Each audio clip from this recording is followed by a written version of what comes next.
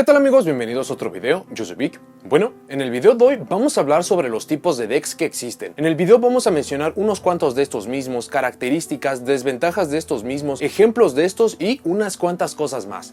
De esto se va a tratar el video, así que vamos allá. Muy bien, las clasificaciones y los tipos que estoy a punto de exponer son los que considero que son los más populares. Sin embargo, debido a la naturaleza de estos mismos, va a haber muchas clasificaciones que se parezcan mucho o que tengan muy pocas diferencias. Asimismo, va a haber algunos decks que puedan calificar en uno o varios de estos mismos, por lo cual vale la pena tener en mente que todo esto es basado en mi opinión. Habiendo dicho todo esto, vamos con los tipos de decks. El primer tipo de deck es el antimeta, y siendo estrictos con esta misma definición, son precisamente los decks que están adaptados o que están creados para poder combatir la estrategia o las estrategias más competitivas que tenemos para un formato. Esto lo van a lograr de muchas formas, sea porque solamente tenemos un deck principal y este mismo deck está diseñado para poder contrarrestar este mismo, para poder castigarlo en esos puntos débiles que tiene el deck, o incluso si llegamos a tener varios decks que sean muy competitivos, que esta estrategia pueda castigar lo más que se pueda todas estas mismas estrategias. El concepto de antimeta tendría que ser un deck que se va adaptando precisamente con el formato, pero hay muchas estrategias que son consideradas antimeta por las características generales de estos mismos